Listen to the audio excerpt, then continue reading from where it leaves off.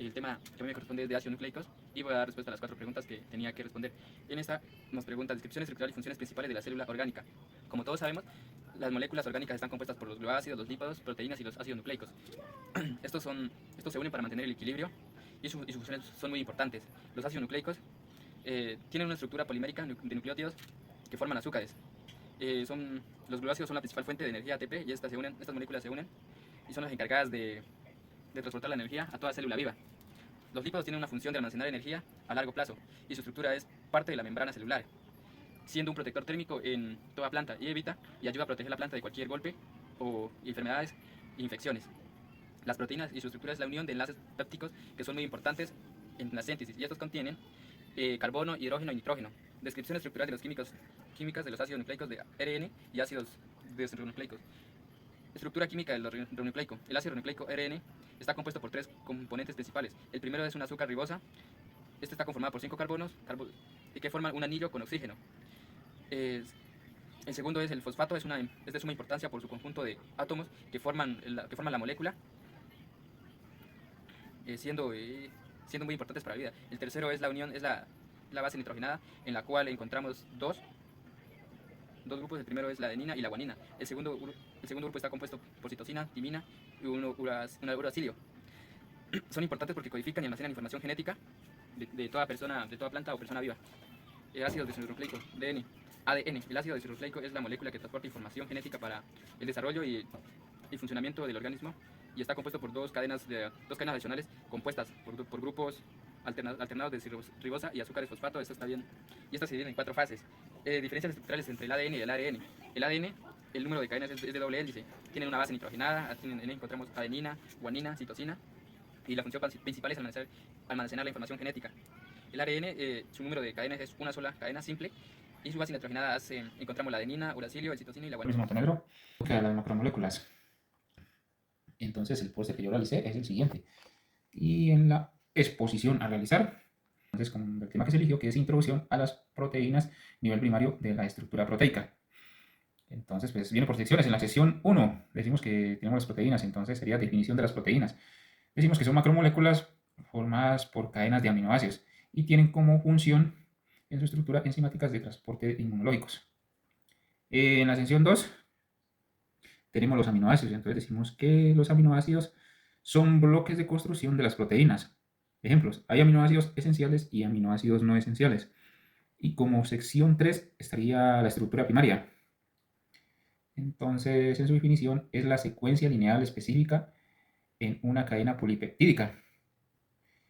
Ejemplo, hemoglobina y su secuencia de aminoácidos. Y ya como sección... Mi nombre es Gustavo Otero, función y evolución de las proteínas, en las cuales escogí 5 preguntas que voy a dar respuesta. La primera pregunta es: ¿en qué consiste el mecanismo de unión de oxígeno por las hemoproteínas? Las hemoproteínas son un tipo de proteínas que contienen un grupo hemo, las cuales tiene pues, la capacidad de unirse al oxígeno. Este mecanismo, pues, mediante el cual las hemoproteínas se unen al oxígeno, se basan en interacción entre el grupo hemo y el oxígeno. Este grupo hemo está formado por un anillo porfirínico que alberga un átomo de hierro en su centro. El átomo de hierro puede encontrarse en 2 estados de oxidación. Uno es el estado ferroso y el férrico. En su estado ferroso, el hierro puede unirse al oxígeno, dando lugar a una estructura conocida como oxihemoglobina. La unión del oxígeno al grupo hemo ocurre a través de un proceso llamado coordinación. Por eso el oxígeno se coordina con el átomo de hierro mediante la formación de enlaces químicos conocidos como enlaces de coordinación. Eh, en el caso de la hemoglobina, el oxígeno se une a los átomos de hierro de cada una de las 4 subunidades de la proteína. La unión del oxígeno a la hemoproteína es altamente específica y depende de la afinidad del grupo hemo por el oxígeno. La afinidad se ve afectada por varios factores, como el pH, la concentración del oxígeno y la presencia de otros ligandos. La otra pregunta es sobre un gráfico estructural de la diferencia entre hemoglobina y la hemoglobina. De las características y diferencias entre estas dos es la estructura, la función, localización, secuencia de aminoácidos, cooperatividad y entorno. Entre la estructura, entre hemoglobina y la hemoglobina es tetramérica y la hemoglobina es monomérica.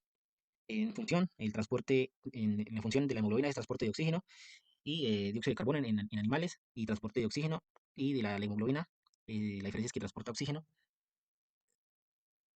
en los nódulos vegetales. Localización, la hemoglobina está en glóbulos rojos de animales y la hemoglobina en nódulos de raíces de leguminosas. En secuencia de aminoácidos, la hemoglobina tiene secuencia específica para animales y la hemoglobina difiere en el 80% respecto a la hemoglobina.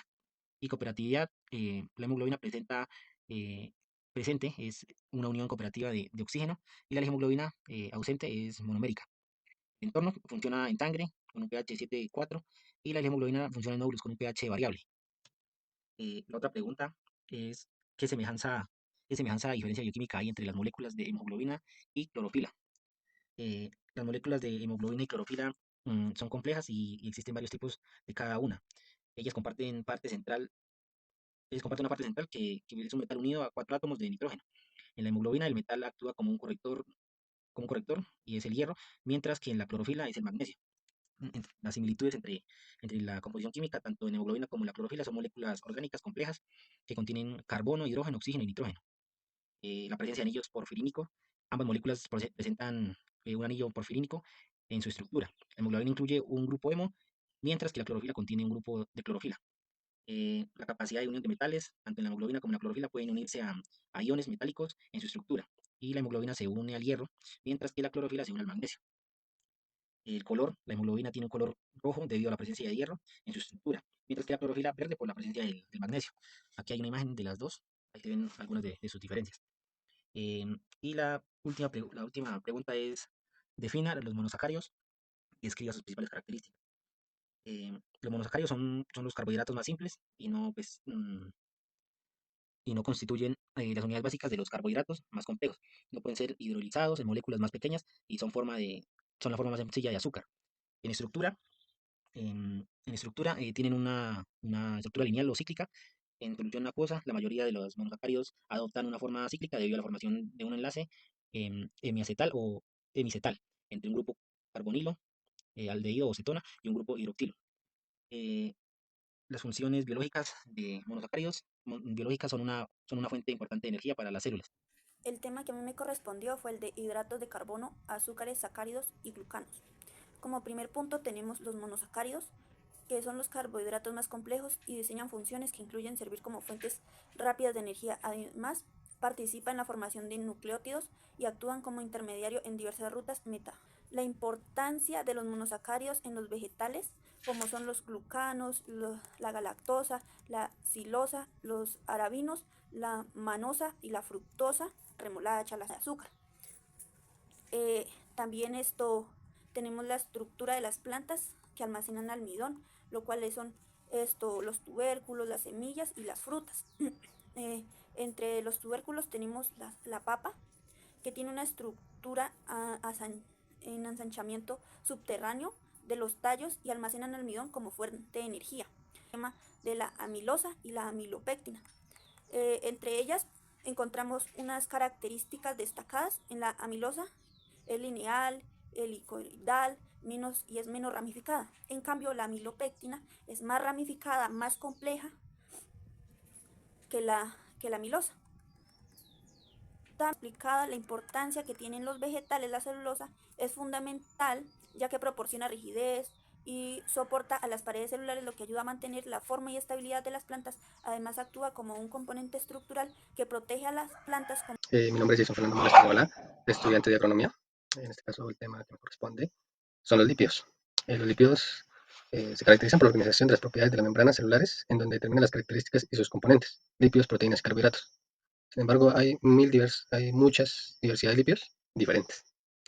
Entre ellos se caracterizan en tres: fosfolípidos, esteroides y glucolípidos. De los cuales los fosfolípidos son componentes que forman parte de la estructura de la membrana, tanto dentro y fuera de la célula, en donde ayudan a mantener la flexibilidad, durabilidad de la célula, también llamada molécula de la vida. En ella sufriremos distensiones celulares. ¿Qué quiere decir eso? Que los glucolípidos son los que sostienen la célula, la que le da estabilidad y su forma. Dos, los esteroides se derivan de los ciclopentano, hidrofenopentano, en donde su estructura forman 4 anillos de carbono. Los más característicos son los esteroles, ácidos biliares y hormonas esteroideas. Vamos con el punto 3, los glucolípidos.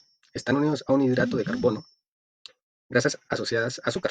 El ejemplo más claro son las pastas, que forman una parte de hidrato de carbono. Igualmente, pues, la mayor parte de las harinas como tal. También vamos al punto de los transportadores en la membrana.